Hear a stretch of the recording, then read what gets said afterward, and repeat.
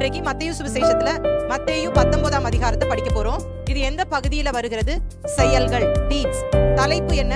இயேசு திருமணம், விவாகரத்து, ஐஸ்வர்யம், சீஷத்துவம் பற்றி கற்றுக் கொடுக்கிறார். மத்தேயு தன்னுடைய புத்தகத்திலே ஒரு பிரசங்கம் முடிஞ்சிருச்சு அப்படின்றதுக்கு என்ன வார்த்தையை பயன்படுத்துவார்? ஆனால் இப்பொழுது தன்னுடைய இந்த பணியை அவர் நிறைவேற்றுவதற்காக மிக முக்கியமான ஒரு நேரத்திற்குள் அவர் வந்திருக்கிறார். End of his mission. மத்தேயு புத்தகத்தை பொறுத்த மட்டிலே இதனுடைய 2 கட்டங்களை திரும்ப நினைவுபடுத்துகிறேன். இயேசு நல்லா வசமா மாட்டிக்கிட்டாரு அப்படின்னு சொல்லிட்டு இப்ப 2 கூட்டமும் என்ன பண்ணிட்டு இருப்பாங்க, பார்த்துக்கிட்டே இருக்காங்க. சோ இதன் மத்தியில தான் இயேசு அந்த 2வது பதிலை கொடுக்கிறார். மோசே இப்படி சொல்லியிருக்கிறாரே அப்படின்னு சொன்னதுக்கு ஜீசஸ் கன்க்ளூஷன் டுவர்ட்ஸ் டிவோர்ஸ்.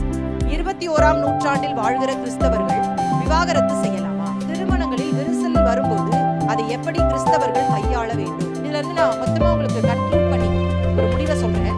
ஏன் அதற்கு ரீசன் என்ன போடப்பட்டிருக்கிறது?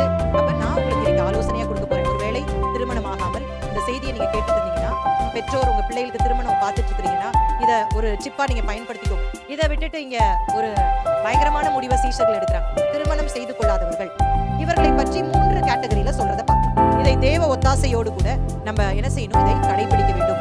முதலாவது உங்க பிள்ளைகளை தேவ சமூகத்திலே நீங்கள் என்ன செய்யணும்? கூட்டிட்டு வரணும். எதற்காக? இயேசு அவர்களை ஆசீர்வதிக்க வேண்டும். இதை நம்மை ஆளுகை செய்கிற ராஜாவாய் இருக்கிற இயேசு கிறிஸ்துவின் இனிய நாமத்தில் உங்களை நான் வாழ்த்துகிறேன். நாம் தொடர்ந்து மத்தேயு சுவிசேஷத்தை படித்து கொண்டு வருகிறோம். இன்றைக்கு மத்தேயு சுவிசேஷத்துல மத்தேயு 19ஆம் அதிகாரத்தை படிக்க போறோம். இது எந்த பகுதியில வருகிறது? செயல்கள், டீட்ஸ். மத்தேயு 19ல இருந்து 23 வரைக்கும் இந்த பகுதியை நாம் பார்க்கலாம். மத்தேயு தன்னுடைய புத்தகத்தை எழுதும் பொழுது போதனைகள், செயல்கள் என்று சொல்லி மாறி மாறி எழுதுறாரு அப்படின்னு சொல்லிட்டு மத்தேயுவின் அமைப்பை சொல்லி கொடுக்கும் பொழுது நம்ம நிறைய முறை நம்ம படிச்சிருக்கிறோம். இது வரைக்கும் நம்ம 18 அதிகாரங்களை படித்து முடித்து விட்டோம். மாறி மாறி போதனைகளும் செயல்களும் நாம் படித்து கொண்டு வருகிறோம். இன்றைக்கு இந்த 19ஆம் அதிகாரத்தின் தலைப்பு என்ன? இயேசு திருமணம், விவாகரத்து, ஐஸ்வர்யம், சீஷத்துவம் பற்றி கற்றுக் கொடுக்கிறார். Matthew 19, Jesus teaches on marriage, divorce, riches and discipleship. இதுல 30 வசனங்கள் தான் இருக்குது. நம்ம ரொம்ப எளிமையா படிச்சிடலாம். 1ல இருந்து 12 வரைக்கும் இயேசு திருமணம், விவாகரத்து, அன்னகர் பற்றி கற்றுக் கொடுக்கிறார். 13 முதல் 15 வரைக்கும் இயேசு சிறு பிள்ளைகளை ஆசீர்வதித்தல். 16 முதல் 30 வரை இயேசு ஐஸ்வர்யத்தை பற்றியும் அவரை பின்பற்றுவதை பற்றியும் கற்பிக்கிறார். Matthew 19, 1 to 12, Jesus teaches on marriage, divorce and celibacy. 13 to 15, Jesus blesses the little children. 16 to 30, Jesus teaches about riches and following him. முதல் பகுதியை நம்ம படிக்க போறோம். அதனுடைய தலைப்பை மறுபடியும் நான் வாசிக்கிறேன். மத்தேயு 19ஆம் அதிகாரம் 1 முதல் 12 வரை இயேசு திருமணம், விவாகரத்து, அன்னகர் பற்றி கற்றுக் கொடுக்கிறார்.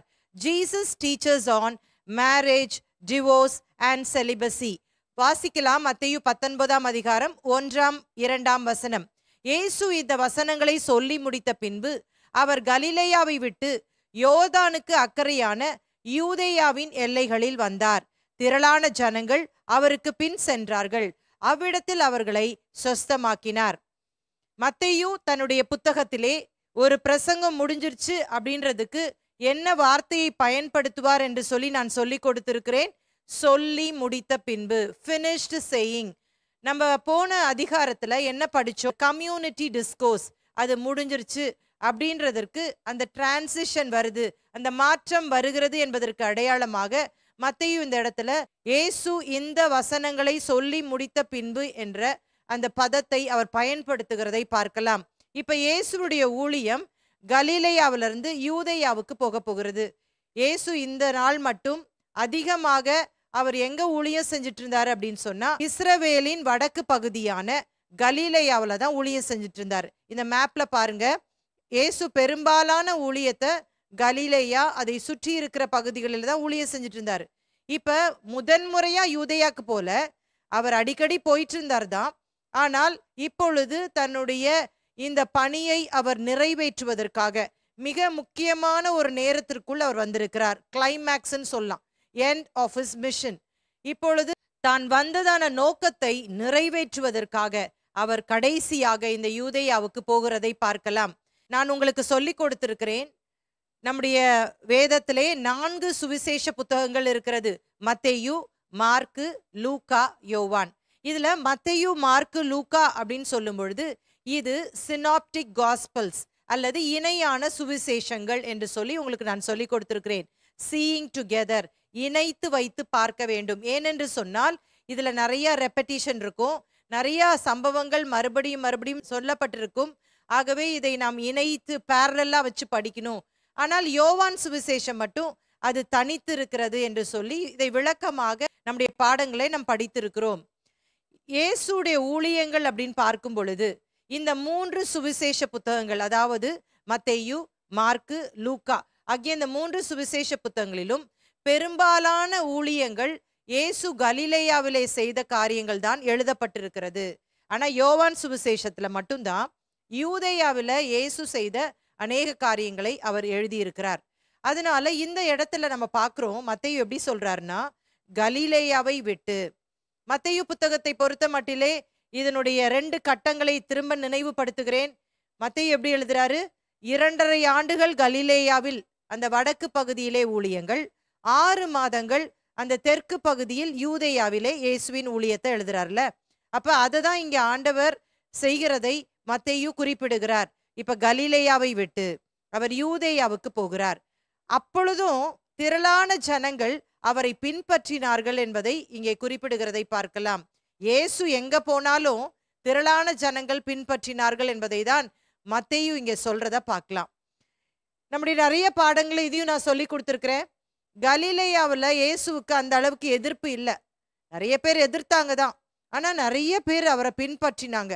யூதேயாவை கம்பேர் பண்ணும் பொழுது அந்த அளவிற்கு எதிர்ப்பு இல்லைன்னு தான் சொல்லணும். ஆனாலும் திரளான ஜனங்கள் யூதேயாவிற்கு அவர் புறப்பட்ட பொழுதும் யூதேயாவிற்கு வந்த பிற்பாடும் அவரை பின்பற்றினார்கள்.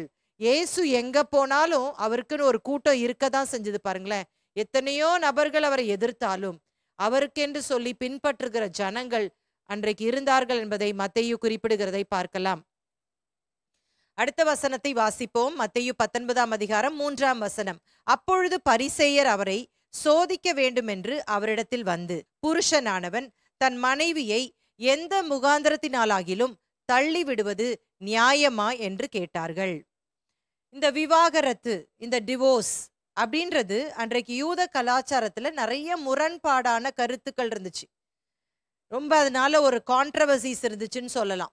ஏன்னா இயேசுவின் நாட்கள்ல வித்தியாசமான மத குழுவினர் இருந்தார்கள் என்று சொல்லி நான் சொல்லி கொடுத்திருக்கிறேன். முக்கியமாக பரிசேயர்கள் அப்படின்ற அந்த குரூப், அந்த வகுப்பினர்கள் மிக அதிகமாக இயேசுவின் நாட்கள் இருந்தாங்க. 6000த்திற்கும் மேற்பட்ட பரிசேயர்கள் இயேசுவின் நாட்களில் வாழ்ந்தார்கள் என்பதை சரித்திரம் நமக்கு விளக்கமாக சொல்லுகிறது. இந்த பரிசேயர்கள் அப்படின்னு சொல்லி கொடுக்கும் பொழுது நான் சொல்லி கொடுத்தேன், பாருஷி அப்படின்ற அந்த வார்த்தையிலிருந்தா பரிசேயர்கள் அப்படின்ற வார்த்தை வந்துச்சு. பாருஷினா ஒன் ஹூ இஸ் செப்பரேட்டட், பிரித்தெடுக்கப்பட்டவர்கள் அப்படின்னு சொல்லி கொடுத்தேன். இவங்க எப்ப உருவானாங்க? நேபுகாத் நேச்சார் கிமு 586ஆம் ஆண்டிலே யூதா தேசத்தை சிறையாக பாபிலோன் தேசத்திற்கு கொண்டு சென்ற போது அங்கே நியாயப்பிரமாணத்தை கற்றுக் கொடுக்கிறதற்காக அவர்கள் பிரித்தெடுக்கப்பட்டார்கள் என்று சொல்லி நான் சொல்லி கொடுத்தேன். அதற்கு பிற்பாடு அவர்கள் விடுதலை பெற்று எருசலேமுக்கு வந்த பிற்பாடும் தங்களுடைய பணியை அவர்கள் தொடர்ந்தார்கள். ஆனால் இவர்களுக்குள்ள நிறைய முரண்பாடான கருத்துக்கள் இருந்தது. 2 விதமான ஸ்கூல்ஸ் இருந்துச்சு நான் சொல்லி கொடுத்தேன். த ஸ்கூல்ஸ் ஆஃப் ரபாய், அந்த ரபிகளின் பள்ளிகள். 2 முக்கியமான வகுப்பினர் இருந்தாங்க. ஒருத்தர் வந்து ஷமாய், மிகவும் கடினமான சட்டத்திட்டங்களை கடைபிடித்தாங்க. இன்னொன்னு ஹிலேல், மிதமான சட்டத்திட்டங்களை கடைபிடித்தாங்க. இவங்க மிதமான சட்டத்திட்டங்களை கடைபிடித்ததுனால இவங்க தான் ரொம்ப பாப்புலரா இருந்தாங்க. எப்பவுமே ஸ்ட்ரிக்டா இருக்க இடத்துல கொஞ்சம் பேர் தானே போவாங்க, அது மாதிரின்னு வச்சுக்கோங்களேன். இந்த ஹிலேல தான் நிறைய பேர் பின்பற்றி வந்தாங்க. இப்ப இந்த யூத திருமணம் அப்படின்னு சொல்லும் பொழுது இந்த யூதர்கள் அதை ஒரு புனிதமா நினைச்சாங்க. அதை ஒரு புனிதமான கடமையை நம்ம நிறைவேற்றோம் அப்படின்னு யோசித்தாங்க. யூதர்கள் திருமண வயதை அடைந்ததும் திருமணம் செய்து கொள்ளலைன்னா அவர்கள் தேவனுடைய கட்டளையை மீறாங்க அப்படின்னு அவங்க வந்து என்ன செஞ்சாங்க, சொல்லிட்டு இருந்தாங்க. ஏனென்று சொன்னால் ஆண்டவர் அவங்களுக்கு கட்டளையா கொடுத்திருந்தார்ல, நீங்கள் பலுகி பெருகி, பி ஃப்ரூட்ஃபுல் அண்ட் மல்டிப்ளை. பிள்ளைகள் யாராவது பெற்றுக்கொள்ளாம இருந்தாங்கன்னா அவங்கள பார்த்து சொல்லுவாங்க, இவங்க சந்ததியை கொன்று கொண்டிருக்கிறார்கள் என்று சொல்லி அவர்களை மிகவும் கடிந்து கொள்ளுவார்கள்.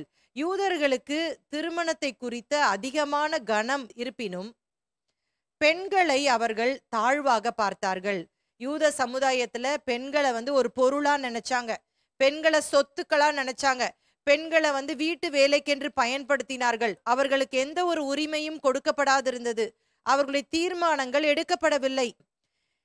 ஆனால் இன்றைக்கு நாம் பார்க்கும் பொழுது பெண்களை தாழ்வாக நினைக்கிறது எவ்வளவு பரிதாபம் பாருங்களேன். அன்னைக்காவது ஆண்கள் தான் பெண்களை தவறா நினைச்சாங்க, தாழ்வா நினைச்சாங்க. ஆனா இன்னைக்கு நம்முடைய சமுதாயத்துல என்னதான் படிச்சிருந்தாலும், என்னதான் வேலை பார்த்து சம்பாதித்தாலும் பெண்களை தாழ்வா நினைக்கிற ஒரு பரிதாப நிலை உருவாகி இருக்கிறதை நாம் பார்க்கலாம். அப்ப இதற்கு முன்பும் இயேசுவை பல முறை இந்த சீஷர்கள் குற்றம் சாட்டி கொண்டுதான் இருந்தாங்க. இப்ப பரிசேயர்கள், இங்க என்ன போட்டிருக்கு இந்த வசனத்துல, பரிசேயர் அவரை சோதிக்க வேண்டும் என்று அவரிடத்தில் இப்ப யூதேயாவுல இயேசு இருக்கிறாரு, இங்கே அவங்க வராங்க. இதற்கு முன்பாக நம்முடைய பாடங்கள்ல பல குரூப்ஸ் இயேசுவை என்ன பண்ணுச்சு, சோதிச்சுது, அடையாளத்தை கேட்டுச்சு. பரிசேயர்கள் வந்தாங்க, வேதப்பாரர்கள் வந்தாங்க, சதுசேயர்கள் வந்தாங்க. எருசலேம்ல இருந்து யூதேயாவில இருந்து அப்பமும் என்ன பண்ணாங்க, இயேசுவை சோதிக்கும்படி கேள்விகளை கேட்டு குற்றப்படுத்தினாங்க தான். ஆனா இப்ப இயேசு கலிலேயாவில இருந்து யூதேயாவுக்கே வந்துட்டாருன்ன உடனே அங்க போயே குற்றப்படுத்தினவங்க இங்க வந்தா குற்றப்படுத்தாம இருப்பாங்களா? அதற்கு அடையாளம் தான் இது. இயேசு கிட்ட இப்ப ஒரு கேள்வி கேட்கிறாங்க. புருஷனானவன் தன் மனைவியை எந்த முகாந்திரத்தினாகிலும் தள்ளி விடுவது நியாயமா என்று கேட்டார்கள். இப்ப இயேசு இவர்களுக்கு என்ன பதில் சொல்றாரு அப்படின்றதான் ரொம்ப முக்கியமான ஒரு விஷயம். ஏன்னா இந்த இடத்துல 2 வகுப்பினர்கள் இருந்தாங்க, நம்ம படிச்சுட்டு இருக்கிறோம். இப்ப ஒன்னு ஹிலேல் குரூப், இன்னொன்னு ஷம்மாய் குரூப். இந்த ஹிலேல் குரூப் அவர்கள் கொஞ்சம் மிதமான சட்டத்திட்டங்களை வச்சிருந்தாங்கன்னு நான் சொன்னேன். இப்போ ஹிலேல் குரூப்பை அவர் ஆமோதித்து அவங்கள சப்போர்ட் பண்ணி அவர் பேசினாரு, இயேசு பேசினாருன்னா என்ன சொல்லுவாங்க, இயேசு மோசையின் நியாயப்பிரமாணத்தை மீறாருன்னு குற்றம் சொல்லிடுவாங்க. இதே இந்த ஷம்மாய் குரூப்பை இயேசு சரி அப்படின்னு சொல்லி சப்போர்ட் பண்ணாரு அப்படின்னு சொன்னா என்ன சொல்லுவாங்க, இயேசுவே நீர் பிரபலமாகலாம் முடியாது, உங்களுக்கு பின்னாடி ஜனங்கள்லாம் வரமாட்டாங்க, ஏன்னா எங்களை பின்பற்றி தான் ஏராளமான கூட்டம் இருக்குது, அதனால எங்களை சப்போர்ட் பண்ணி தான் நீங்க பேசணும் அப்படின்னு சொல்லிட்டு அந்த குரூப் சொல்லும். இப்ப 2 குரூப்பையும் ஆண்டவர் இங்க சப்போர்ட் பண்ண மாட்டார் பாருங்களேன். ஆண்டவர் எப்பவுமே ஞானம் உள்ளவர். வேதத்திற்கு புறம்பான ஒருவரையும் அவர் என்ன பண்ண மாட்டார், ஏற்றுக்கொள்ளவே மாட்டார். இயேசு நல்லா வசமா மாட்டிக்கிட்டாரு அப்படின்னு சொல்லிட்டு இப்ப 2 கூட்டமும் என்ன பண்ணிட்டு இருப்பாங்க, பார்த்துக்கிட்டே இருக்காங்க. இயேசு என்ன பதில் சொல்ல போறாரு, நல்லா மாட்டிக்கிட்டாரு இப்ப அப்படின்னு சொல்லிட்டு நினைத்துட்டு இருக்கும் போது இயேசுடைய பதில் பாருங்களேன். Jesus first answer to Pharisees, marriage in the beginning. பரிசேயர்களுக்கு இயேசுவின் முதல் பதில், ஆதியில் நடந்த திருமணம். வாசிக்கலாம், மத்தேயு 19ஆம் அதிகாரம் 4ஆம் வசனம். அவர்களுக்கு அவர் பிரதியுத்தரமாக, ஆதியிலே மனுஷரை உண்டாக்கினவர் அவர்களை ஆணும் பெண்ணுமாக உண்டாக்கினார் என்பதையும், இது நிமித்தம் புருஷனானவன் தன் தகப்பனையும் தாயையும் விட்டு தன் மனைவியோட இசைந்திருப்பான், அவர்கள் இருவரும் ஒரே மாம்சமாயிருப்பார்கள் என்று அவர் சொன்னதையும் நீங்கள் வாசிக்கவில்லையா? இப்ப இயேசு எப்பெல்லாம் இந்த மாதிரி குழப்பமான ஒரு பிரச்சனை வருதோ அப்பெல்லாம் எப்பவுமே ஆண்டவர் என்ன பண்ணுவார்னா, ஆதியிலே மனிதனுக்கு தேவன் கொடுத்திருக்கிற அந்த கட்டளைகளை வச்சுதான் என்ன பண்ணுவார், டிஃபெண்ட் பண்ணுவார், அதை வியாக்கியானம் பண்ணுவார். அதே மாதிரி இந்த இடத்துலயும் இயேசு ஆதியில் இருந்த அந்த நிலையை குறித்து தான் இங்கே விளக்குகிறதை பார்க்கலாம். எப்பவுமே நம்முடைய வாழ்க்கையில கூட ஏதாவது காரியங்களை குறித்து நமக்கு ரொம்ப கன்ஃபியூஷன் இருந்துச்சு அப்படின்னு சொன்னா, பாவம் இல்லாமல் இந்த உலகம் உண்டான பொழுது இயேசு இந்த மனிதனுக்கு கொடுத்த கட்டளைகளை நாம் பார்க்க வேண்டும், உற்று கவனிக்க வேண்டும், அது என்ன சொல்லப்பட்டிருக்கிறது என்று சொல்லி அதன் அடிப்படையில தான் நம்ம வாழ்க்கையை அமைத்து கொள்ள வேண்டும் என்பதை இயேசு இங்க என்ன பண்றாரு, நமக்கு சொல்லுகிறார். என்ன இயேசு குறிப்பிடுகிறார்? ஆதியாகமம் 2ஆம் அதிகாரம் 24ஆம் வசனத்துல என்ன தேவன் சொன்னாரோ, ஆணும் பெண்ணும் சிருஷ்டித்து விட்டு ஆதாமுக்கு ஏவாளுக்கும் கல்யாணம் பண்ணிட்டு முதல் பிரசங்கத்தை தேவன் பிரசங்கம் பண்றாரு. அந்த பிரசங்கம் என்ன? 24ஆம் வசனம், இது நிமித்தம் புருஷன் தன் தகப்பனையும் தன் தாயையும் விட்டு தன் மனைவியோடே இசைந்திருப்பான், அவர்கள் ஒரே மாம்சமாயிருப்பார்கள். திருமண தங்க சட்டங்கள், கோல்டன் ரூல் ஃபார் மேரேஜ். முதலாவது விட்டு, லீவ். இரண்டாவது இசைந்து, கிளீவ். மூன்றாவது ஒரே மாம்சம், ஒன் ஃப்ளஷ். இது ஒரு நாளும் திருமணம் ஆக போகிறவர்களும் திருமணம் ஆனவர்களும் மறந்து போகவே கூடாதுங்க. விடுதல் இருக்க வேண்டும். விடுதல் ஒழுங்கா இருந்தாதான் இசைவு இருக்கும். இசைவு ஒழுங்கா இருந்தாதான் ஒரே மாம்சமாக மாற முடியும். இது இந்த டாபிக் ஒரு பெரிய டாபிக். இதுக்குள்ள நான் இப்ப போறது இல்லை. ஆனால் இந்த காரியத்தை நீங்க ஒரு நாளும் மறக்கவே கூடாது. திருமணம் ஆயிருச்சா, இருவரும் ஆணும் சரி பெண்ணும் சரி இரு வீட்டாரையும் இமோஷனல் டிட்டாச்மெண்ட் என்று சொல்லுவோம், அவர்களை விட்டு நாம் பிரிந்து நம்முடைய குடும்பம் இப்பொழுது தனி குடும்பம் என்ற எண்ணத்தோடு கூட தேவனோடு கூட குடும்பத்தை நடத்த வேண்டும். பெண்ணுடைய அப்பா அம்மாவுடைய தலையீடும் இருக்கக்கூடாது, ஆணுடைய அப்பா அம்மாவுடைய தலையீடும் இருக்கக்கூடாது. ஆணும் பெண்ணும் தேவ சமூகத்திலே உட்கார்ந்து தீர்மானங்களை எடுத்து அவர்கள் குடும்பங்களை நடத்த வேண்டும். இதுதான் வேதத்தின் ஒழுங்கு. இது எங்கெல்லாம் இல்லையோ கண்டிப்பா குழப்பம் வருவது நிச்சயம். உங்க வீட்டுல பிரச்சனை இருக்கா, இதை செக் பண்ணி பார்த்துக்கோங்க. இன்னும் பிரச்சனையே வர்றதுக்கு முக்கியமான காரணமே தேவன் என்ன சொல்லி இருக்கிறாரோ அதன்படி மனிதன் செய்யாமல் இருக்கும் பொழுதுதான் அவன் பிரச்சனையை ஃபேஸ் பண்ணுவான். இல்லைன்னா ஆண்டவர் சரியான ஒரு பாதையை வச்சிருக்கிறாரு, அந்த பாதையில நம்ம போனோம்னா நம்முடைய குடும்பம் சந்தோஷமாக சமாதானமாக இருக்கும் என்பதிலே எந்த சந்தேகமும் இல்லை. தொடர்ந்து வாசிக்கலாம் 6ஆம் வசனம். இப்படி இருக்கிறபடியினால், இப்படிதானே தேவன் நமக்கு சொல்லி கொடுத்திருக்கிறாரு. நீ என்ன பண்ணணும்? நீ திருமணம் ஆனது நிமித்தம் உன் தகப்பனையும் தாயையும் விட்டு, இப்படி இருக்கிறபடியினால் அவர்கள் இருவராயிராமல் ஒரே மாம்சமாயிருக்கிறார்கள். ஆகையால் தேவன் இணைத்ததை மனுஷன் பிரிக்காதிருக்க கடவன் என்றார். எல்லார் கல்யாணத்திலையும் இதை கண்டிப்பா என்ன பண்ணிடுவார், பாஸ்டர் சொல்லிடுவார், தேவன் இணைத்ததை மனுஷன் பிரிக்காதிருக்க கடவன். அந்த நாள்ல கல்யாண ஜோர்ல எதுவுமே மண்டையிலேயே ஏறாது. ஆனால் இதை நாம் மறந்து போகவே கூடாது. தேவன் இணைத்ததை எந்த மனிதனும் பிரிக்க கூடாது, பிரிக்காதிருக்க கடவன். அது ஒரு கட்டளையாக ஆண்டவர் கொடுக்கிறார். அது அம்மா அப்பாவா இருந்தாலும் சரி, நாத்தனாரா இருந்தாலும் சரி, யாராயிருந்தாலும் சரி, எந்த மூன்றாவது நபரும் இவர்களுக்கு இடையே வரக்கூடாது என்பதை இங்கே கட்டளையாக ஆண்டவர் கொடுக்கிறதை பார்க்கலாம். அதற்கு முன்னால ஆண்டவர் யாருக்கு கட்டளை கொடுக்கிறாரு? பொண்ணுக்கும் மாப்பிள்ளைக்கும் கொடுக்கிறாரு. இது நிமித்தம் உன் தகப்பனையும் தாயையும் விட்டு உன் மனைவியோட உன் புருஷனோட இணைஞ்சிரு, எசைந்து போ, ஒரே மாம்சமா மாறு அப்படிலாம் சொல்லிட்டு அங்க கூடி வந்திருக்கிறவங்கள்ட்ட இல்லாட்டா இரு வீட்டார் இடத்துல சொல்றாரு, இது நிமித்தம் நீங்க என்ன பண்ணக்கூடாது, தேவன் இணைத்ததை நீங்க பிரிச்சிடாதீங்க அப்படின்றது தெளிவா இங்க சொல்றத நம்ம பார்க்கலாம். 7ஆம் வசனம். அதற்கு அவர்கள், அப்படியானால் தள்ளுதற் சீட்டை கொடுத்து அவளை தள்ளிவிடலாம் என்று மோசே ஏன் கட்டளையிட்டார் என்றார்கள். இவங்க எப்பவுமே ஒரு க்ரூக்கட் பீப்புள் பாருங்களேன். பைபிளை ஒழுங்கா படிக்கவே மாட்டாங்க. அறகுறையா படிச்சுக்கிட்டு அவங்களுக்கு இஷ்டத்துக்கும் என்ன தோணுதோ அதுல ஆட் பண்ணிட்டு அவங்களே ஒரு ரூட் போயிட்டே இருப்பாங்க. இப்ப இயேசுட்ட கேட்குறாங்க, அப்ப ஏன் மோசே தள்ளுதற் சீட்டை கொடுக்கலான்னு சொன்னாரு? தள்ளுதற் சீட்னா என்னது? விவாகரத்து. மோசே ஆக்சுவலா என்ன சொல்லியிருந்தாரு? மோசையின் நியாயப்பிரமாணம் என்ன? உபாகமம் 24:1. ஒருவன் ஒரு ஸ்திரீயை விவாகம் பண்ணி கொண்ட பின்பு அவளிடத்தில் லட்சையான காரியத்தை கண்டு அவள் மேல் பிரியமற்றவனானால் அவன் தள்ளுதலின் சீட்டை எழுதி அவள் கையிலே கொடுத்து அவளை தன் வீட்டிலிருந்து அனுப்பிவிடலாம். இதுல ஒவ்வொரு வசனமும் நம்ம ஒழுங்கா படிக்கணும். லட்சையான காரியம்னா என்னது? இப்ப நம்ம 2 குரூப் பத்தி பேசிட்டு இருக்கிறோம்.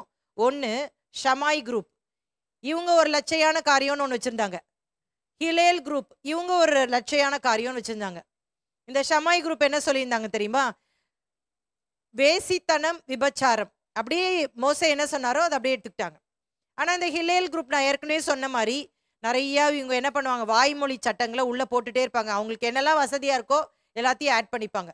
உதாரணமா சொல்லணும்னா, சாப்பாடு தீச்சிட்டா விவாகரத்து கொடுத்துரு. முடி ஆடிட்டே இருந்தா, அவங்க நடந்து போகும்போது முடி ஆடதானங்க செய்யும், முடி ஆடினா கூட விவாகரத்து கொடுத்துருவாங்களாம். தலையை விரிச்சு போட்டிருந்தா விவாகரத்து கொடுத்துருவாங்களாம். இன்னைக்கு யோசிங்க, எத்தனை பெண்களுக்கு சாப்பாடு சமைக்க தெரியல, எத்தனை பிள்ளைங்க தலைமுடிய கட்டுற சரித்திரமே கிடையாது. அப்புறம் பாருங்க, மற்ற ஆண்களோடு கூட திருமணமான பிற்பாடு பேசினாங்கனாலே விவாகரத்து கொடுக்கலாம் அப்படின்ற சட்டம் வச்சிருந்தாங்க இந்த ஹிலேல் குரூப். அது மாத்திரம் இல்ல, கணவனின் பெற்றோரை கனவீனப்படுத்தினால், மாமியார் மாமனார் கூட போய் சண்டை போட்டுட்டேன்னா உனக்கு விவாகரத்து கொடுக்கணும் அப்படின்ற சட்டம் இருந்துச்சு. பேசுகிற சத்தம் பக்கத்து வீட்டில் கேட்டுச்சுன்னா விவாகரத்து பண்ணிடலாமா. எவ்வளோ கொடுமை பாருங்களேன். ரபி அக்கீபா அப்படின்ற ஒரு ரபி சொல்றாரு, தன் மனைவியை விட வேற ஒரு பெண் ரொம்ப அழகா இருந்தான்னா அவளை, இந்த முந்தின மனைவியை விவாகரத்து செஞ்சுட்டு அவளை திருமணம் செஞ்சு கொள்ளலாம், அதனால தவறு இல்லை அப்படின்னு சொல்லிட்டு அந்த ரபி சொல்லி இருக்கிறார். இப்ப இயேசு இந்த திருமணம் விவாகரத்து பத்தி பேசுறதுனால இவங்களுக்கு இப்ப என்னன்னா, எப்படியாவது இவரை வலையில மாட்ட வச்சிடணும், அந்த ட்ராப்குள்ள அவரை சிக்க வச்சிடணும். ஏன்னா இவருடைய நாட்கள்ல தான் ஏரோதியால் பிரச்சனை வந்துச்சு. ஞாபகம் இருக்கா? ஏரோது அந்திப்பா தன்னுடைய சகோதரன் பிலிப்புவின் மனைவியை தன்னுடைய மனைவியாக மாற்றிக்கொண்டான். இது சட்ட ரீதியாக ஏற்றுக்கொள்ளப்பட்டது. இப்ப இவங்க மோசையின் நியாயப்பிரமாணத்திலையும் இவங்க ட்விஸ்ட் பண்ணி வச்சிருக்காங்க பாருங்க. வேற ஒரு பெண் மனசுக்கு பிடிச்சவளா இருந்தானா முதல்ல தள்ளிட்டு இவளை கல்யாணம் பண்ணிக்கலாம்னு இவங்களே சட்டம் போட்டு வச்சிருக்கிறாங்கல்ல. இப்போ சப்போஸ் ஹிலேல் குரூப்பை இயேசு சரின்னு சொன்னாரு அப்படின்னு சொன்னா, ஏன்னா இயேசுக்கு பிரபலமாகணும், நிறைய பேர் பின்பற்றணும், அப்பதான் நிறைய கூட்டம் நமக்கு பின்னாடி வரும் அப்படின்னு சொல்லி காம்ப்ரமைஸ் பண்ணி போகணும்னு நினைச்சாருன்னா கண்டிப்பா ஹிலேல் சொல்றதை ஏத்துக்கணும் இல்லையா? அதனால பார்த்துட்டே இருக்கிறாங்க. இப்போ பொலிட்டிக்கலாவும் இவர் ஆண்டவரை சிக்க வைக்கணும்னு இவங்களுக்கு பிளான். ஏரோதியாள் அந்த மேட்டர்ல கூட இவரை சிக்க வச்சிடலாம். ரோமர்கள் ஆட்சியை பண்ணிட்டு இருந்தாங்க இவங்க, அதனால இவங்களை பொலிட்டிக்கல் ரீதியாகவும் சிக்க வச்சிடலாம். நிறைய பிளான் போட்டுட்டு இருக்கிறாங்க. பரிசேயர்களுக்கும் இயேசுவுக்கும் எந்த பிரச்சனையுமே முதல்ல இல்லை பாருங்களேன். இயேசு வந்தபோது அற்புதம் செஞ்சாரு, நிறைய பேரை விடுதலை பண்ணாரு, எல்லாமே பண்ணாரு. பரிசேயர்களுக்கும் அது பிடிச்சுதான் இருந்துச்சு.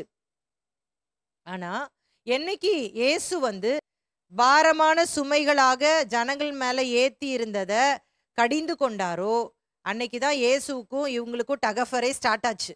அது வரைக்கும் இயேசுவை நல்லவர் தான் நினைச்சிட்டு இருந்தாங்க. ஓகே, இவர் நம்மள ரோமர் ஆட்சியில இருந்து காப்பாத்த போறாரு எல்லாம் நினைச்சிட்டு இருந்தாங்க தான். ஆனா இவங்க செய்யற குற்றத்தை இயேசு கடிந்து கொண்டதுனால இயேசு மேல பயங்கர கோவம். இவரை தீர்த்து கட்டிடணும், இவரை ஒரு முடிவுக்குள்ள வச்சாதான் நமக்கு கிடைக்க வேண்டியது பணம் கிடைக்கும், ஜனங்களை நம்மளால ஏமாத்த முடியும். இவர் இருக்கிற வரைக்கும் நம்மளால என்ன பண்ண முடியல, ஜனங்களை ஏமாத்த முடியல. ஜனங்க உஷாராயிடுறாங்க, அவேர்னஸ் கொடுத்துறாரு, விழிப்புணர்வு கொடுத்துறாரு அப்படின்னு. அதுக்காக தான் பரிசேயர்கள் இயேசு என்ன பண்றாங்க, பகைக்கிறாங்க. இப்ப ரெண்டு கூட்டமும் பார்த்துக்கிட்டே இருக்கு, இயேசு என்ன சொல்ல போறாருன்னு. அந்த நாட்கள்ல தவறான திருமணம் மற்றும் தவறான மனைவி ஒருத்தருக்கு கிடைச்சிட்டாங்க அப்படின்னு சொன்னா ரபிக்கள் என்ன சொல்லி வச்சிருந்தாங்களாம், தவறான மனைவி பெற்றவனுக்கு நரகம் கிடையாது, ஏனென்றால் அவன் செய்த பாவத்திற்கு பூமியில் தண்டனை அனுபவித்து விட்டான். நம்மளாம் நிறைய வேலை சொல்றோம், பெண்கள் தான் பொதுவா சொல்லுவாங்க. ஆனா ஐயோ என்னுடைய வாழ்க்கை நரகமா மாறிடுச்சு அப்படின்னு சொல்லுவாங்க. ஆனால் அன்றைக்கு யூதர்கள் யாராவது ஒரு மனைவி, ஒரு தவறான மனைவி, ஒரு கெட்ட மனைவியா இருந்தானா அவனை பார்த்து சொல்லுவாங்களாம், உனக்கு நரகமே கிடையாது, ஏன்னா நீ இங்கேயே நரகத்தை அனுபவிச்சிட்ட அப்படின்னு சொல்லுவாங்களாம். அது மாத்திரம் இல்ல, ஆதிக்கம் ரூல் செய்யும் மனைவியை பெற்றவனுக்கு வாழ்க்கையே இல்லை. யாராவது டாமினேட்டிங் வைஃப் கிடைச்சதுன்னா அவனை பார்த்து சொல்லுவாங்களாம், உனக்கு வாழ்க்கையே இல்லை அப்படின்னு சொல்லி அவனை சொல்லுவாங்களாம். கெட்ட மனைவி ஒரு குஷ்டரோகி போல, அதிலிருந்து குணமாக அவளை விவாகரத்து தான் செய்ய வேண்டும். யாருக்கெல்லாம் கெட்ட மனைவி கிடைச்சிருக்கோ அவங்களுக்கு என்ன பேரா, குஷ்டரோகி. இந்த குஷ்டரோகம் சொஸ்தமாகணும்னா, சுகமாகணும்னா அதுக்கு டிவோர்ஸ் ஒண்ணுதான் ரெமிடி அப்படின்னு சொல்லுவாங்களாம். அடுத்தது, கெட்ட மனைவியை விவாகரத்து செய்வது மத கடமை, ரிலீஜியஸ் டியூட்டியா எண்ணினாங்களாம். ஸோ இதன் மத்தியில தான் இயேசு அந்த இரண்டாவது பதிலை கொடுக்கிறார். மோசே இப்படி சொல்லியிருக்கிறாரே அப்படின்னு சொன்னதுக்கு Jesus second answer to Pharisees, divorce. பரிசேயர்களுக்கு இயேசுவின் இரண்டாவது பதில் விவாகரத்து. வாசிக்கலாம், மத்தேயு 19ஆம் அதிகாரம் 8ஆம் வசனம். அதற்கு அவர், உங்கள் மனைவிகளை தள்ளிவிடலாம் என்று உங்கள் இருதய கடினத்தின் நிமித்தம் மோசே உங்களுக்கு இடம் கொடுத்தார், ஆதி முதலாய் அப்படி இருக்கவில்லை. இங்க தெளிவா இயேசு சொல்றாரு. எதற்காக மோசே சொன்னாரு? இங்க நீங்க சொல்ற மாதிரி எல்லாரையும் நீங்க என்ன பண்ணலாம், விவாகரத்து கொடுக்கலாம் அப்படின்லாம் சொல்லல. என்ன நல்லா வாசிங்க, உபாகமம் 24:1 என்ன சொன்னார் அவரு? லட்சையான காரியம் இருந்துச்சுன்னா அவளுக்கு தள்ளுதல் சீட்டை கொடுத்து வீட்டிலிருந்து அனுப்பி விடலாம். அனுப்பி விட்டுதான் ஆக வேண்டும்னு சொல்லல, அனுப்பி விடலாம். அதான் சொல்றேன்ல, அரையும் குறையுமா படிச்சுக்கிட்டு அரையும் குறையுமா அதை ஜனங்களுக்கு கற்றுக் கொடுத்து இவங்களே சட்டத்திட்டங்கள்லாம் போட்டு ஒரு அடிமைத்தனத்துக்குள்ள ஜனங்களை வச்சு தேவனுக்கு விரோதமா செயல்படுத்த வச்சுட்டு இருந்தாங்க அன்னைக்கு பரிசேயர்கள் கூட்டம். மோசே தெளிவா சொல்லிட்டாரு, அதாவது உன்னால அவளை மன்னிச்சு குடும்பம் நடத்த முடியும்னா குடும்பம் நடத்து, உன்னால முடியலன்னா அவளை கொடுமைப்படுத்தாத, தள்ளுதல் சீட்டை கொடுத்து டீசெண்டா அவ வீட்டுக்கு அனுப்பிச்சிடு அப்படின்னு தான் இங்க மோசையின் மூலமாக ஆண்டவர் சொல்றத பார்க்கலாம். இயேசு என்ன சொல்றாரு? உங்கள் இருதய கடினத்தின் நிமித்தம். அப்படின்னா என்ன நடந்துட்டு இருந்துச்சு? நான் சொன்ன மாதிரி சாப்பாடு தீச்சா துரத்தி விட்டுருப்பானுங்க. இங்க நம்ம வாசித்த எல்லா காரணங்கள் ஏதாவது ஒண்ணு கிடைக்குமான்னு பார்த்து ஒரு பொண்ணு அழகா இருந்தான்னா அவ முந்தின மனைவியை துரத்திட்டு அவளை தன்னுடைய மனைவியாக்கிட்டு இருந்தாங்க. அப்படி ஆக்குறதுக்கு முன்னாடி அவளை டார்ச்சர் பண்ணுவாங்களாம். அவளே ஓடிரணும்னு சொல்லிட்டு டார்ச்சர் பண்ணுவாங்களாம். எப்படியாவது அவளை இன்சல்ட் பண்ணுவாங்க. இப்ப நம்ம சொல்லணும்னா வேர்பல் அபியூஸ், ரொம்ப மோசமா நடந்துக்குவாங்க அவகிட்ட.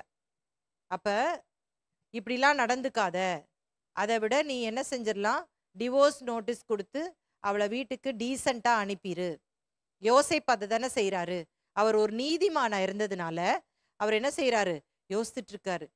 மரியாள் நல்லவதான், அவள் ஒரு நாள் இப்படி பண்ண மாட்டா, ஏதோ பாவம் அவ தெரியாம இப்படி ஆயிருக்கும், அதனால ரகசியமாய் அவளை தள்ளிவிட யோசனை பண்ணினான். ஆக்சுவலா நியாயப்பிரமாணத்தின்படி ரகசியமா பண்ணக்கூடாது, ஜனங்களுக்கு முன்பாக அவளை கொண்டு வந்து அவளை நிறுத்தி சாட்சிகளோடு கூட நிறுத்தி அவளை கல்லெறிந்து கொல்ல வேண்டும். இதுதான் நியாயப்பிரமாணம்.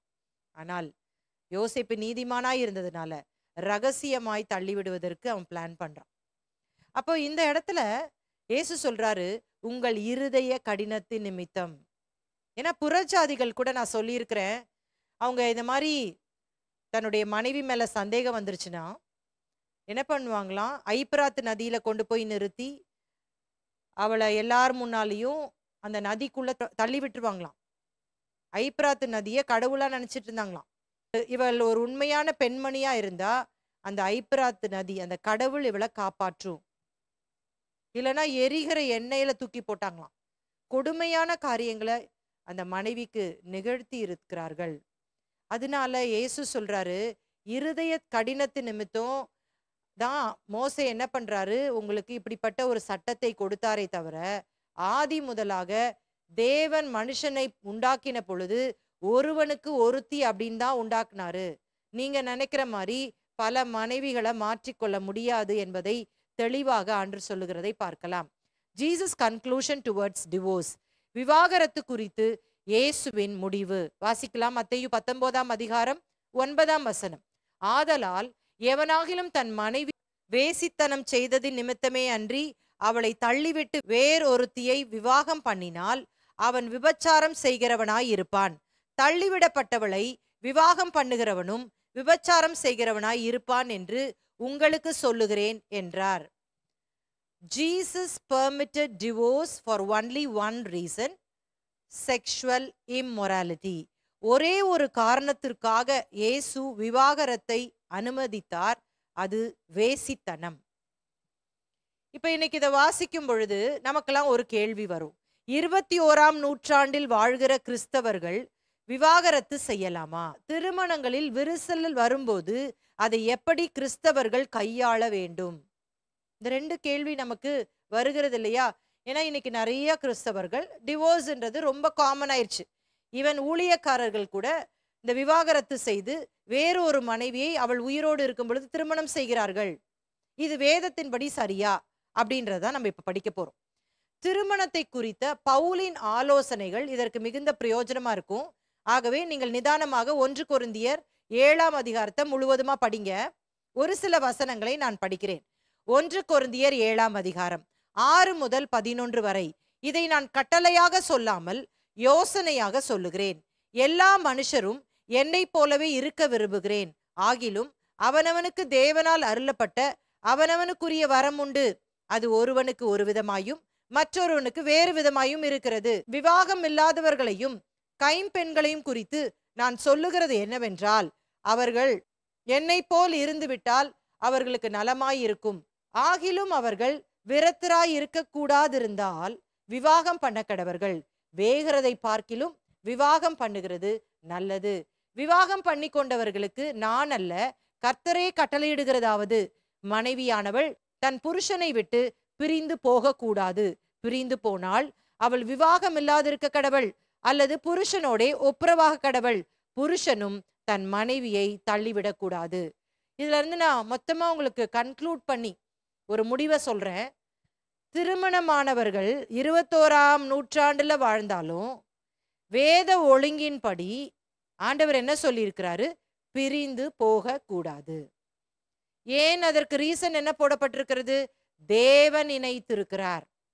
தேவன் இணைத்ததுனால இந்த உலகத்துல திருமணம் அப்படின்னு ஒண்ணு நடந்துருச்சுன்னா, இந்த பையனுக்கு இந்த பொண்ணு அப்படின்னு சொல்லி நியமித்து திருமண வாழ்க்கையை துவங்கி விட்டோம் என்று சொன்னால், அது அவனோடு கூட தான் வாழ வேண்டும், அவளோடு கூட தான் வாழ வேண்டும் என்பது தேவனுடைய திட்டம். ஏன்னா ஒருவனுக்கு ஒருத்தி அப்படின்றதான் ஆண்டவர் படைத்தார். நல்லா கவனமா நீங்க கேட்டுக்கோங்க. ஆதாம் நிறைய ஏவாள்கள் இல்லாட்டா நிறைய பெண்கள்ல ஒருத்திய கல்யாணம் பண்ணல, ஒரே ஒருத்தியை தான் படைச்சார். நீங்க சொல்லக்கூடாது அங்க ஒருத்தர் தான் இருந்தாங்க, அது வேற வழி இல்லை, அதனால அவளை கல்யாணம் பண்ணிக்கிட்டாங்க. இல்ல, அது அப்படி கிடையாது. தேவ சித்தத்தின்படி ஒரு பெண்ணை, ஏவாள் என்ற பெண்ணை அந்த ஆதாமுக்கு கொடுத்தார். ஆதாம் தன் மனைவி என்று ஏற்றுக்கொண்டான். அந்த ஏவாளும் தன் புருஷன் என்று சொல்லி அவனை ஏற்றுக்கொண்டாள். அப்ப தேவன் இணைத்திருக்கிறார். அப்ப திருமணம் என்பது ஒரு முக்கியமான தீர்மானம் என்பதை ஒருவரும் மறந்துவிடக்கூடாது. நிறைய பேர் திருமணத்தை ரொம்ப லேசா எடுத்துப்பாங்க பாருங்களேன். ஏதோ கட்டாயம் 20-21 வயசானா கல்யாணம் பண்ணணும் தான் அப்படின்னு சொல்லி நினைச்சுக்கிறாங்க. பெண்ணின் வயது 21, ஆண் திருமணம் செய்யணும் அப்படின்னு நினைச்சுக்கிறாங்க. அதற்கு ஆணும் பெண்ணும் தகுதி உள்ளவர்களா அப்படின்னு சொல்லிட்டு நிறைய பேர் யோசிக்கிறதே இல்லை. பெற்றோரும் சரி, இந்த பெண்ணை திருமணம் பண்ணி கொடுக்க போறேன், இந்த ஆணை திருமணம் பண்ணி கொடுக்க போறேன், அதற்கு இவங்களை ஆயத்தப்படுத்துறோமா? நம்ம அதற்கென்று சொல்லி இவர்களை ஆயத்தப்படுத்த வேண்டும். இது ரொம்ப முக்கியமான ஒரு விஷயம். வேகமா கடனை வாங்குவாங்க, அதை செய்யணும் இதை செய்யணும்னு ஒரே ஆதங்கப்பட்டு வேக வேகமா திருமணம் செய்வாங்க. இந்த பெண்ணிற்கு எப்படி குடும்பம் நடத்தணும்னு தெரியாது, இந்த ஆணிற்கு எப்படி குடும்பம் நடத்தணும்னு தெரியாது. முதல் நாள்ல இருந்தே ஒரே சண்டையா இருக்கும். அப்ப இது ரொம்ப முக்கியமான ஒரு தீர்மானம். இன்றைக்கு சட்டையை மாற்றுவது போல திருமணத்தை அவ்வளோ லேசா எடுத்துக்கிட்டு, பிடிக்கலையா நீ போயிட்டு வா, குட் பை அப்படின்னு சொல்லிட்டு அனுப்புறாங்க. அப்படி கிடையாது. வேதம் சொல்லுகிறது தேவன் இணைத்திருக்கிறார். அப்ப எடுக்கும் போதே தீர்மானம் ஒழுங்கா எடுக்கணும். இவங்க சொன்னாங்க அவங்க சொன்னாங்கன்னு சொல்லிட்டு நாசமா போயிடக்கூடாது. இது கத்திரிக்காய் நல்லா இல்லை அப்படின்னு சொல்லிட்டு தூக்கி போடுற விஷயம் கிடையாது. அதனால இதை கவனமாக எடுக்க வேண்டும். இன்னைக்கு திருமணம் அப்படின்னு சொல்லும் பொழுது எதோ முன்னால வந்திருந்துல, நான் மற்றவங்களை குறித்து பேசல, கிறிஸ்தவர்களை பற்றி பேசி கொண்டிருக்கிறேன். பணம் முன்னாடி வந்துருது, அழகு, படிப்பு, அந்தஸ்து இதெல்லாம் முன்னாடி வந்துருது. எத்தனை பேர் உண்மையாகவே ஒரு திருமணம் அப்படின்னு சொல்லும் பொழுது தேவ சித்தத்திற்காய் காத்திருக்கிறோம்? நம்மளே நம்ம மனுஷ மூளையில எல்லாத்தையும் தீர்மானம் பண்ணிடுறோம். இப்படி நல்லா இருக்கும் அப்படி நல்லா இருக்கும் எல்லாம் பண்ணிட்டு லாஸ்டா அப்ரூவல் வாங்குறதுக்கு எங்க போறோம்? இதை செய்யுங்க ஆண்டவரே அப்படின்னு சொல்லிட்டு சீல் வாங்கிட்டு வர்றதுக்கு போறோம். அப்படி இருக்கக்கூடாது. திருமண வயது வரும் பொழுதே அந்த திருமணம் பண்ண போகிற அந்த பெண்ணும் சரி அந்த ஆணும் சரி தேவனிடத்தில் கேட்கணும், உமக்கு சித்தமான மகனை என்னோடு கூட இணைப்பீராக, உமக்கு சித்தமான மகளை என்னோடு கூட இணைப்பீராகன்னு ஜெபம் பண்ணணும். பெற்றோர் ஜெபிக்க வேண்டும். ஆண்டவரே எங்க பிள்ளைகளுக்கு ஏற்ற விதமாக ஏற்ற துணையாக உமக்கு சித்தத்தின்படி நீங்க வரன்களை கொண்டு வாரும் என்று சொல்லி ஜெபிக்க வேண்டும். இதுதான் நம்முடைய ப்ரையாரிட்டியா இருக்கணும். இன்னைக்கு எத்தனையோ விஷயங்களை சொல்லிட்டே போலாம். A to Z பார்க்கிற கிறிஸ்தவர்கள் இருக்கிறாங்க. A for age, B for beauty, C for cost, D for dowry, E for education, F for family. இப்படி சொல்லிட்டே போனா இன்னைக்கு கல்யாண பிரசங்கமா ஆயிரும். இதெல்லாம் பார்த்துருவாங்க. பார்த்துட்டு கடைசியில பார்த்தா அவன் ரட்சிக்கப்பட்டிருக்கானே பார்க்க மாட்டாங்க. ரட்சிக்கப்பட்டு ஞானஸ்தானம் எடுத்து அவன் ஒரு சபையில அங்கமா இருக்கிறானா இதெல்லாம் பார்க்கறதே கிடையாது. இதெல்லாம் ஓகேன்னா ஓகே தான் எல்லாம். அது அப்புறமா பார்த்துக்கலாம். சர்ச்சுக்கு அப்புறமா கூப்பிட்டு ஞானஸ்தானம்லாம் கொடுத்துக்கலாம். இப்படி என்ன இருக்கக்கூடாது. நம்முடைய ப்ரையாரிட்டி எதுவா இருக்கணும்? ஒரு கர்த்தருடைய பிள்ளை, ஒரு கர்த்தருடைய பிள்ளையை தான் திருமணம் செய்து கொள்ள வேண்டும். அந்நிய நுகத்துல பிணைக்கப்படக்கூடாது. இங்க பவுல் ரொம்ப தெளிவா சொல்றாரு. நான் சிலதை ஆலோசனையா கொடுக்குறேன், இத கர்த்தர் சொன்னாருன்னு சொல்றாரு. அவர் ஆலோசனையா கொடுக்கும்போது என்ன சொல்றாரு? அவர் திருமணம் ஆகாதவர் என்று சொல்லுகிறார்கள். என்னை போல நீங்க இருந்துட்டீங்கன்னா நல்லா இருக்கும். ஆனா என்னை போல எல்லாருமே இருக்க முடியாது. அதற்கென்று சொல்லி விசேஷமாக நீங்க ஒரு தீர்மானம் எடுத்து பிரதிஷ்டை உள்ளவர்களாக இருந்தாதான் இருக்க முடியும் அப்படின்னு சொல்லிட்டு சொல்றாரு. வேகிறதை பார்க்கிலும் விவாகம் பண்ணுகிறது நலம். மற்றவங்களுக்காக நம்ம திருமணம் பண்ணிக்காம இருந்துட்டு உள்ளேயே ஐயோ ஆகலையேன்னு யோசிக்காதீங்க.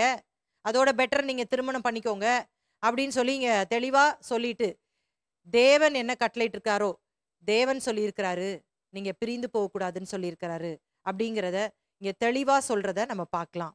அப்ப நான் உங்களுக்கு இன்னைக்கு ஆலோசனையா கொடுக்க போறேன். ஒருவேளை திருமணம் ஆகாமல் இந்த செய்தியை நீங்க கேட்டுட்டு இருந்தீங்கன்னா, பெற்றோர் உங்க பிள்ளைகளுக்கு திருமணம் பார்த்துட்டு இருக்கிறீங்கன்னா, இத ஒரு டிப்பா நீங்க பயன்படுத்திக்கோங்க. முதலாவது உங்களுடைய எண்ணம் என்னவாக இருக்க வேண்டும் என்று சொன்னால், ரட்சிக்கப்பட்ட பையனை பார்க்கணும், ரட்சிக்கப்பட்ட பெண்ணை பார்க்க வேண்டும். இரண்டாவதாக இந்த காலகட்டத்துல இதை ரொம்ப பார்க்க வேண்டியது முக்கியமான ஒரு விஷயங்க. உபதேச கோளாறு நிறைய இருக்குது, நிறைய உபதேச கோளாறு இருக்குது. அதனால உபதேசம் சரியான ஒரு சபையிலே அங்கம் வகித்திருக்கிற ஒரு பெண், உபதேசம் சரியாக இருக்கிற அங்கம் வகித்திருக்கிற ஒரு ஆணை உங்கள் பெண்ணிற்கு, உங்கள் மகனுக்கு நீங்கள் என்ன செய்யணும்?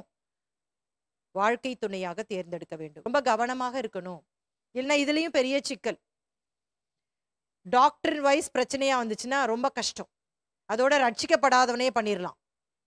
அப்ப முதல்ல நம்ம என்ன பார்க்கணும் அப்படின்னா, ரட்சிக்கப்பட்டிருக்கணும், ஒரு சபையில அங்கமா இருக்கணும். அந்த சபை எப்படிப்பட்ட உபதேசத்தை அது பின்பற்றுகிறது என்பதை பார்க்க வேண்டும். எல்லாம் அப்புறம் பார்த்துக்கலாம் அப்படின்னா மிகப்பெரிய குழப்படி தான் வரும். தேவனுடைய காரியங்கள்ல ஆரம்பமே சரியா இருக்கணும். எல்லாத்தையும் சரியா இருக்க வச்சுட்டு தேவனுடைய காரியங்கள்ல ஒண்ணுமே இல்லை அப்படின்னு சொன்னா எவ்வளோ ஒரு வேதனையான காரியம் பாருங்களேன். நல்ல பையன்தான், நல்ல பொண்ணு தான், ஆனா ரட்சிக்கவே படலன்னா என்ன பிரயோஜனம்? ஆண்டவர் இங்க ரொம்ப தெளிவா சொல்றாரு, அந்நிய நுகத்தோடு கூட பிணைக்கப்படக்கூடாது.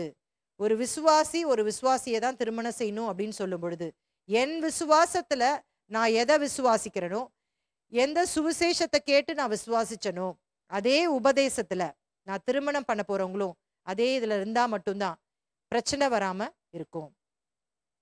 ஆகவே இதை நீங்கள் நினைவிலை வைத்து கொள்ள வேண்டும். இதை விட்டுட்டு இங்க ஒரு பயங்கரமான முடிவை சீஷர்கள் எடுக்கிறாங்க. ஐயோ ஆண்டவரே, இவ்வளோ விஷயம் இருக்கா இதுல, திருமணமே வேண்டாம். அதான் அடுத்த வசனம் வாசிப்போம், 10ஆம் வசனம். அவருடைய சீஷர்கள் அவரை நோக்கி, மனைவியை பற்றி புருஷனுடைய காரியம் இப்படி இருந்தால் விவாகம் பண்ணுகிறது நல்லதல்ல என்றார்கள். அதாவது வெச்சா குடும்பி சரிச்சா மொட்டை. அப்பனா பெட்டர் ஆண்டவரே, இதெல்லாம் இந்த வேலைக்கே ஆகாது, திருமணமே வேண்டாம் அப்படின்னு சொல்லிட்டு இங்க சொல்றத பார்க்கலாம். உடனே இயேசு என்ன சொல்றாரு? அதற்கு அவர், வரம் பெற்றவர்களே தவிர மற்றவர்கள் இந்த வசனத்தை ஏற்றுக்கொள்ள மாட்டார்கள். 12ஆம் வசனம். தாயின் வயிற்றிலிருந்து அன்னகர்களாய் பிறந்தவர்களும் உண்டு, மனுஷர்களால் அன்னகர்கள் ஆக்கப்பட்டவர்களும் உண்டு, பரலோக ராஜ்யத்தின் நிமித்தம் தங்களை அன்னகர்கள் ஆக்கி கொண்டவர்களும் உண்டு. இதை ஏற்றுக்கொள்ள வல்லவன் ஏற்றுக்கொள்ள கடவன் என்றார். திருமணம் அப்படின்ற அந்த விஷயம் எல்லாரும் உலகத்துல கட்டாயம் அதை செய்ய வேண்டும் தான். ஏன்னா ஒரு மனிதன் அப்படின்னும் போது அவளுக்கு மனுஷி அப்படின்றவ வேண்டும். அப்படிதான் ஆண்டவர் உடல் அமைப்பிலே அமைத்திருக்கிறார். பவுல் ரொம்ப விளக்கமா சொல்றார், வேசித்தனம் உங்களிலே காணப்படாதபடிக்கு அப்படின்னு சொல்றார். அப்ப கண்டிப்பா திருமணம் அவசியம்தான். ஆனால் ஒரு சிலருக்கு இந்த காரியம் வேண்டாம் என்று சொல்லி அவர்களே தீர்மானிக்கலாம், மனுஷர்களால தீர்மானம் பண்ணப்பட்டிருக்கலாம். ஆகவே அதை பின்வரும் வசனம் அதை நமக்கு விளக்குகிறது. அதாவது இப்ப வாஸ்தவம் 12ஆம் வசனத்துல அன்னகர், செலிபசி. இன்னொரு நம்மளுடைய காமன் டேர்ம்ஸ்ல சொல்லணும்னா இந்த சந்நியாசி, திருமணம் செய்து கொள்ளாதவர்கள், இவர்களை பற்றி 3 கேட்டகரியில சொல்றத பார்க்கலாம். 3 வகையான அன்னகர்கள். செலிபசிஸ், தாயின் வயிற்றிலிருந்து அன்னகர்கள், மனுஷரால் அன்னகர்கள் ஆக்கப்பட்டவர்கள், பரலோக ராஜ்யத்தின் நிமித்தம் தங்களை அன்னகர்கள் ஆக்கி கொண்டவர்கள். 3 கேட்டகரி சொல்றார். தாயின் வயிற்றுல அவங்க பிறக்கும் பொழுதே சிலர் அன்னகர்களாக பிறப்பார்கள். அவர்களால் அந்த குடும்ப வாழ்க்கை நடத்த முடியாது. 2வது, மனுஷர்களால் அன்னகர்கள் ஆக்கப்பட்டவர்கள். ஏதோ ஒரு காரணத்திற்காக மனுஷர்களால இவங்க ஆக்கப்பட்டிருப்பாங்க. 3வதாக, பரலோக ராஜ்யத்தின் நிமித்தம் தங்களை அன்னகர்கள் ஆக்கி கொண்டவர்கள். மனுஷர்களால் அன்னகர்கள் ஆக்கப்பட்டவர்கள்னு சொன்னா சில இடத்துல நம்ம கேள்விப்பட்டிருப்போம். அந்த பெற்றோர் இந்த பிள்ளைகளுக்கு திருமணம் செய்யக்கூடாது. பொதுவா இந்த ரோமன் கேத்தலிக்லாம் நீங்க பாத்தீங்கன்னா ஃபாதர் வந்து என்ன பண்ணிக்க மாட்டாங்க, திருமணம் செய்ய மாட்டாங்க. இப்ப இந்த குழந்தையா இருக்கும் போதே இந்த பெற்றோர் என்ன பண்ணிருப்பாங்க, இந்த குழந்தைய ஃபாதர் ஆக்கணும், இல்லைன்னா ஒரு சிஸ்டர் ஆக்கணும் அப்படின்னு சொல்லிட்டு பொருத்தனை பண்ணியிருப்பாங்க. அப்ப அது வயது வர வர அந்த ஃபாதர் படிக்கிற இடத்துக்கு, அந்த சிஸ்டர்ஸ் படிக்கிற இடத்துக்கு அந்த பிள்ளையை அனுப்பி விட்டுருவாங்க. அப்ப இது என்ன, இந்த பெற்றோரால் இவர்கள் அன்னகர்கள் ஆக்கப்பட்டார்கள், மனுஷரால் ஆக்கப்பட்டிருக்கிறார்கள். ஆனால் இன்னொரு சொல்லியிருக்கிறாரு, பரலோக ராஜ்யத்தின் நிமித்தம் தங்களை அன்னகர்கள் ஆக்கி கொண்டவர்கள். ஆண்டவருக்காக அவர்களே தீர்மானம் எடுத்து, ஆண்டவரே நான் உமக்காக திருமணம் செய்யாமல் ஊழியம் செய்ய போகிறேன், உமக்கு சேவை செய்ய போகிறேன் என்று சொல்லி பரலோகத்தின் நிமித்தம் அவர்கள் பிரதிஷ்டை பண்ணி கொண்டு திருமணம் செய்யாமல் முழு நேரமாக கர்த்தருடைய பணியை செய்கிறவர்கள். அப்ப இது வந்து எல்லாருனாலும் செய்ய முடியாது அப்படின்றத தெளிவா சொல்லிட்டார் பாருங்களேன். இதை ஏற்றுக்கொள்ள வல்லவன் ஏற்றுக்கொள்ள கடவன் என்றார். எல்லாராலையும் ஏற்றுக்கொள்ள முடியாது, ஃபோர்ஸ் பண்ணி என்ன பண்ண முடியாது, செய்ய முடியாது அப்படிங்கிறது தான் இயேசு இங்க சொல்றத நம்ம பார்க்கலாம். இப்ப இந்த திருமணத்தை குறித்து, இந்த விவாகரத்தை குறித்து, இந்த அன்னகர்களை குறித்து தெளிவாக ஆண்டவர் இந்த பகுதியிலே சொல்லி இருக்கிறதை பார்க்கலாம். நாம் இன்றைய காலகட்டத்திலே என்ன செய்ய வேண்டும் என்பதையும் நாம் தெளிவாக இந்த பாடத்தின் மூலமாக கற்றிருக்கிறோம். இதை தேவ ஒத்தாசையோடு கூட நம்ம என்ன செய்யணும், இதை கடைபிடிக்க வேண்டும். இவர்கள் இப்படி செய்றாங்க, அவர்கள் அப்படி செய்றாங்க என்று சொல்லி அவர்களுடைய அனுபவங்களை உங்கள் வாழ்க்கையிலே பயன்படுத்தாதீர்கள். வேதத்துல இதை குறித்து என்ன போடப்பட்டிருக்கிறது என்று சொல்லி சரியான தீர்மானங்களை எடுக்க உங்களுக்கு நான் ஆலோசனை கொடுக்கிறேன். அப்ப இன்னைக்கு நம்ம என்ன கற்றுக்கொண்டிருக்கிறோம் அப்படின்னு சொன்னா, ஆணையும் பெண்ணையும் தேவன் சிருஷ்டித்திருக்கிறார்.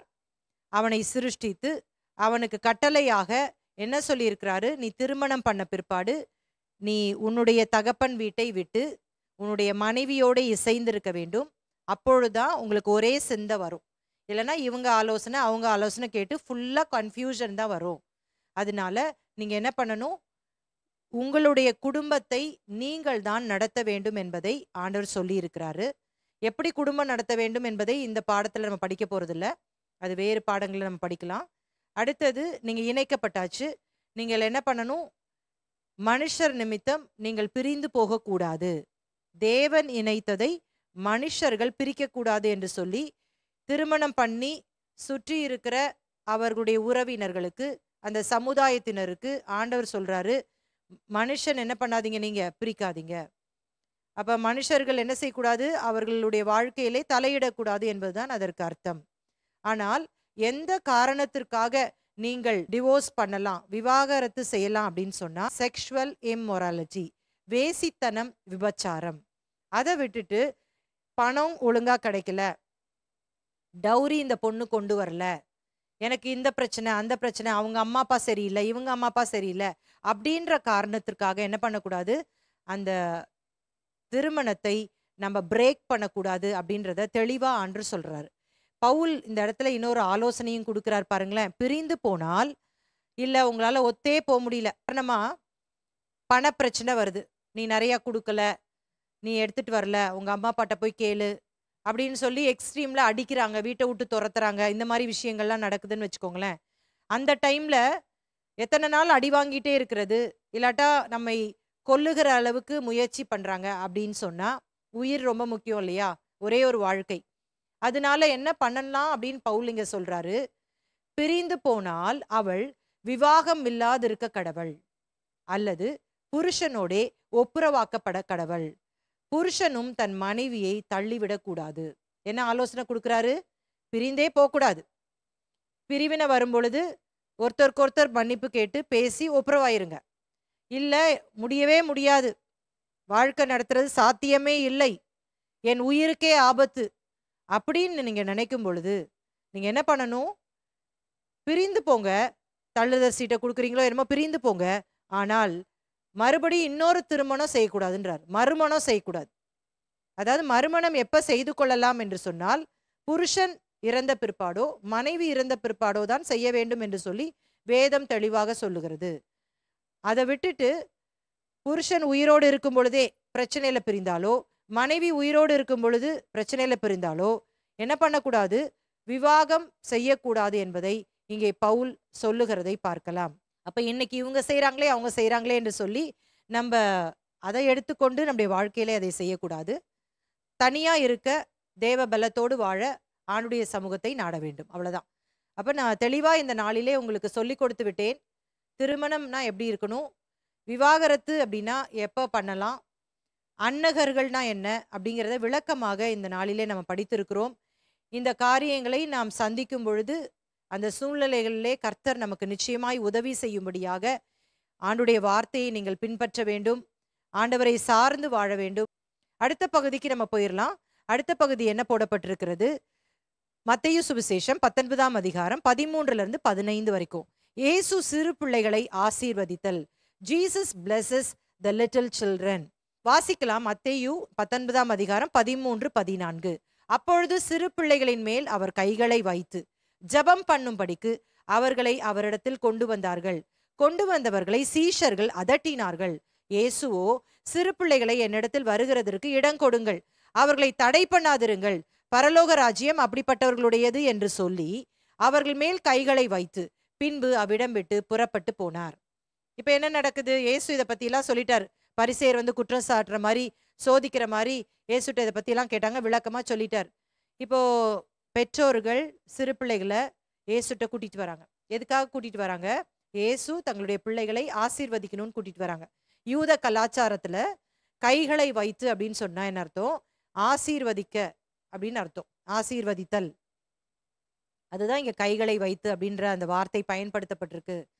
அப்ப அங்க இருக்கிற சீஷர்கள்லாம், குட்டி பசங்களுக்கு தான் எப்பவுமே ரெஸ்பெக்டே இல்லையே, அதனால போங்க போங்க, இயேசு இப்பதான் பயங்கரமான காரியத்தை இந்த பரிசேயர்கள்ட்ட செஞ்சுட்டு வந்திருக்கிறாரு, ரொம்ப டயர்டா இருக்காரு எங்க மாஸ்டர், அதனால நீங்க போங்க போங்கன்னு அதட்டுறாங்க. ஆனா இயேசு என்ன பண்றாரு? அவர்கள் மேல கைகளை வைத்து அவர்களை ஆசீர்வதிக்கிறார். இங்க ஒரு காரியத்தை சொல்ல விரும்புறேன். இயேசு ஆசீர்வதித்தார், ஆனால் ஞானஸ்தானம் கொடுக்கவில்லை. நிறைய பேர் என்ன யோசிப்பாங்க அப்படின்னு சொன்னா, குழந்தை ஞானஸ்தானம் சரியானது என்று சொல்லி நினைப்பாங்க. இயேசு கிட்ட ஆசீர்வதிக்க குழந்தைகளை கூட்டிக் கொண்டு வந்தாங்க, இயேசு கிட்ட ஞானஸ்தானம் கொடுக்க கூட்டிட்டு வரல அப்படிங்கிறத நம்ம நினைவுல வைத்துக் கொள்ளணும். இன்னைக்கு பல கிறிஸ்தவ பிரிவினர்கள் குழந்தை ஞானஸ்தானத்தை பின்பற்றுகிறார்கள். அது வேதத்தின்படி புறம்பானது என்பதை நாம் விளங்கி கொள்ள வேண்டும். அப்போ இந்த இடத்துல நம்ம பார்க்கிறோம், அவர்கள் மேல் கைகளை வைத்து பின்பு அவ்விடம் விட்டு புறப்பட்டு போனார்.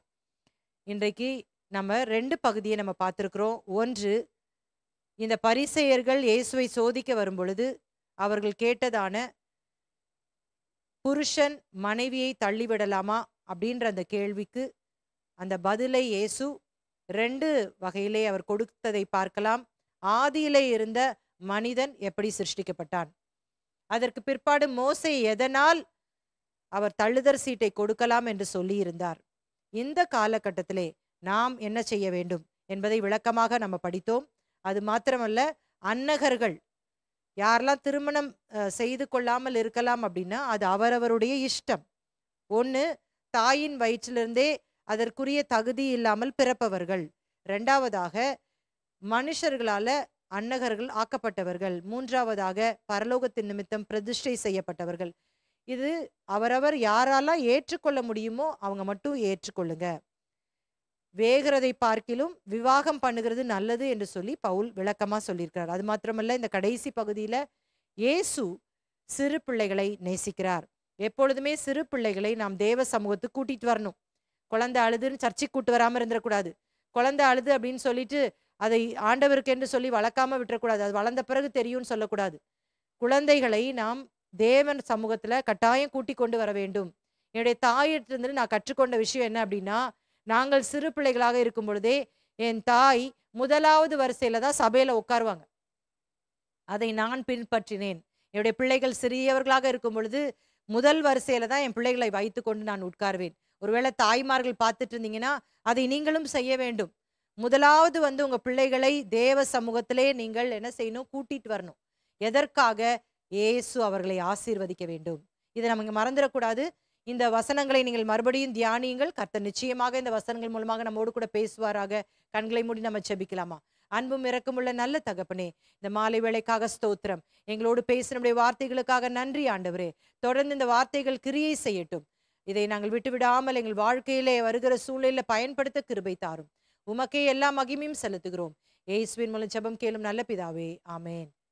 கர்த்தர் உங்களை ஆசீர்வதிப்பார். ஒருவன் ஆண்டவரை பார்த்து எப்படி கூப்பிடுறான்? என்ன கேட்கிறான் ஆண்டவரை பார்த்து? நித்திய ஜீவனை அடையும்படி நான் எந்த நன்மையை செய்ய வேண்டும்? இந்த வாலிபனாக இருக்கும் பொழுதே இவனுக்கு இந்த நித்திய ஜீவனை குறித்த அந்த பேராவல் இருப்பது என்பது ரொம்ப ஒரு ஆச்சரியமான ஒரு விஷயம் இல்ல? நீ என்னை நல்லவன் என்று சொல்வானேன், தேவன் ஒருவர் தவிர நல்லவன் ஒருவனும் இல்லையே என்று ஏன் சொன்னார்? இந்த 10 கட்டளைகளை நாம் 2 பகுதிகளாக பிரித்துக் கொள்ளலாம். இதை நீ கீப் அப் பண்ணாலே போதும். எல்லா கட்டளையும் நீ என்ன செஞ்சிடலாம்? எளிதாக நீ அதை கடைபிடித்து விடலாம். இப்ப இவனே கேட்கிறான், நான் எல்லாத்தையுமே கீப் அப் பண்ணியாச்சே, கடைபிடித்து விட்டேனே, என்னிடத்தில் என்ன குறைவு அப்படின்னு கேட்கிறான். இதுதான் ஆண்டவர் மத்தேயு 22ஆம் அதிகாரத்துல முதல் கற்பனையாக சொல்றாரு. 2 தவறுகளை அதிகமாக நாம் செய்வோம். ஒன்று என்னவென்று சொன்னால், இங்கே யார் சீஷர்கள் அப்படின்னு சொல்லிட்டு இந்த பாடங்கள்ல நம்ம அடிக்கடி படிச்சுட்டு இருக்கிறோம். இயேசு கிறிஸ்துவிட்ட நம்ம போய் கேட்கணும், ஆண்டவரே இன்னும் என்னிடத்தில் என்ன குறைவு இருக்கிறது? பாராட்டு மட்டுமல்ல, இல்லாட்டா குறை மட்டும் அல்ல, 2யுமே ஆண்டவர் சொல்லுகிறார். இதை கேட்டுட்டு தான் அவன் கிட்ட ஊழியத்தை கொடுக்கிறார். பாருங்களேன், ஒரே ஒருத்தன் வேதத்துல எழுதப்பட்டிருக்கிறது, இயேசு கிட்ட ரிட்டர்ன் போகும்போது துக்கத்தோடு போனா அப்படின்னு சொன்னா, எனக்கு பரலோக நிச்சயம் அப்படின்னு கேரண்டி பண்ணவே முடியாது. சீஷர்கள்ட்ட ஆண்டவர் கரெக்டிவ் டீச்சிங் கொடுக்குறாரு. ஏராளமான பணம் நமக்கு ஆண்டு தரும்போது அது என்ன செய்யணும்? இன்னைக்கு நமக்கு என்ன இருக்கு அப்படின்னு யோசிக்கலாமா? எல்லாவற்றையும் விட்டு நாங்கள் உங்களை பின்பற்றி வந்தோமே, எங்களுக்கு என்ன கிடைக்கும்? சீஷர்களுக்கு அவரை பின்பற்றியதால என்ன கிடைக்க போகுது? பூமியில எளிமையாக வாழ்கிறவர்கள் பரலோக ராஜ்யத்துல மேன்மையான ஸ்தானத்தை பெற்றுக் கொள்வார்கள். அப்ப இதுல இருந்து நமக்கு என்ன தெரியுது? பிந்தினோர் முந்தினோர் பிந்தினோர். வருகிற வாரத்துல இதன் தொடர்ச்சியாக ஒரு உவமையை ஆண்டு சொல்லுவோம். இதன் அடிப்படையிலே நம்ம கற்றுக்கொள்ள போறோம்.